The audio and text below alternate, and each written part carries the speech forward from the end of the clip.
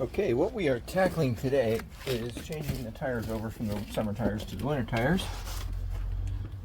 Now, I'm a firm believer in working smarter, not harder, so I'm going to show you the hard way because you may not have a gun to use.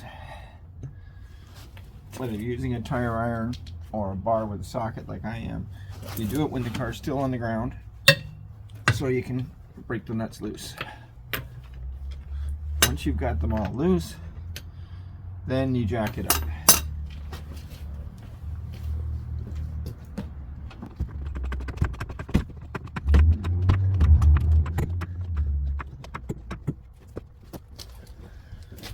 Now, as I said, I believe in working smarter, not harder, so I'm going to use a gun. Some of these are electric, some of these are air. This particular one is electric, which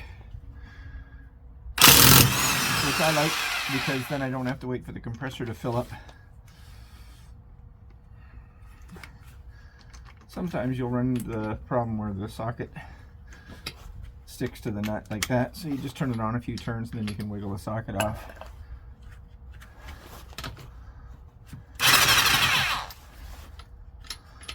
Now this style, because of this style of rim, it's got a deep shank with a washer. The winter tires don't. They're a regular steel wheel,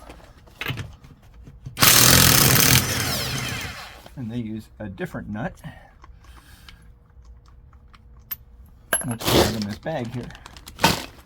They look like this. You can see the comparison. You don't want to try putting them on with these nuts. You want those nuts for these wheels, these nuts for the winter wheels. In this case, depends on the wheels you've got.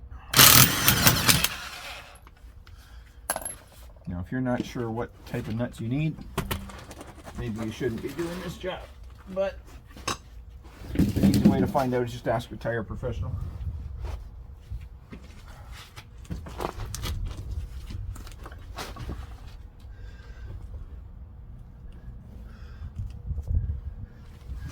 Now, while I've got the wheel off and looking at the brakes, there's plenty of pad. The rotors aren't scored. They're not perfect, but they're not bad.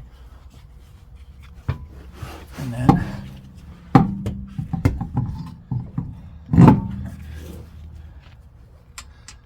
put the wheel back on. See, if you use these nuts, they'd stick out way too far and they'd just be hanging on the tip. Whereas if you use the proper nuts, I needed that one.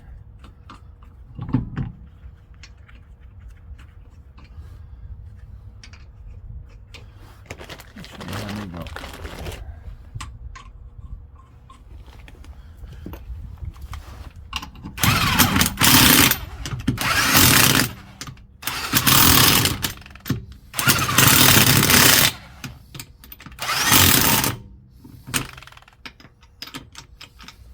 That one's a little bit on the loose side. It's a different size socket, so we'll just switch that over like that.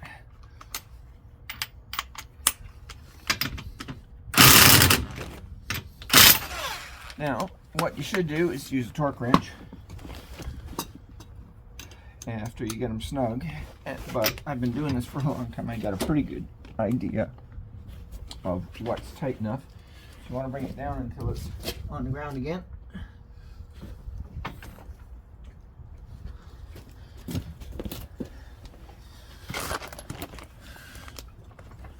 And you give it a good tug, a good push. That one's loose still. That's good.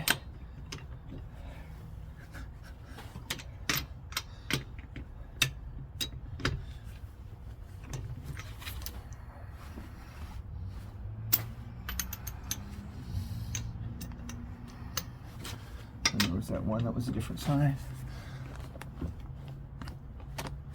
Same thread, just a different size socket.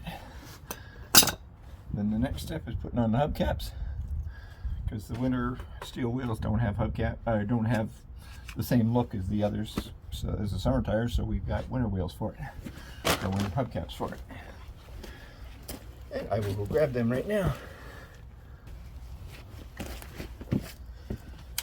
Now these are commonly known as hubcaps, sometimes known as wheel discs. But you notice here there's no spot for the valve, but here there is. You'll find one spot all the way around with this little indentation for the valve. You make sure you line that up. And these ones you can just push in easily with your hands. Some you need a hammer to tap them around. And that's it. Then you just repeat the same thing for the other 3 wheels and you're done. I keep all the nuts in a Ziploc bag and I store them in the back of the car beside the wheel, because I don't want them rattling around in there. And that way I don't lose them. I know they're going to be with the car when we go to put the new wheels on. Now there's another interesting thing that I forgot to mention, is some tires like these are rotational. They say rotation right there, which means that arrow is pointing forward, which means they rotate this way, which is right, because that would be going forward. Now that doesn't mean you can't back up. It just means that they're designed to go that way. And with the treads, that's where you're going to get your best traction, and you're also going to get your best tire wear that way. Now you may hear different stories about recommended tire pressures. Now, on the tire itself, you'll see here it says 44 psi or 300 kilopascals. That's what KPA stands for, in case you didn't know. Now that's the maximum pressure recommended by the tire manufacturer, which in this case is Bridgestone. Now the car, some people say you should go by this, some people say you should go by the tire. But the car has a sticker in here on the door frame.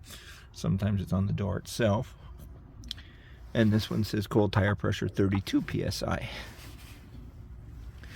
Now the manual will also have a tire pressure recommendation. It'll probably coincide with the door sticker. Now, different people have different opinions about that. I prefer to stay to just a couple of pounds under what the tire itself recommends. Going by the sticker on the door will give you a softer ride, but the tires will wear faster. Well, until next time, this is Bruce from Bruce Fixes Stuff, and that's how you change tires.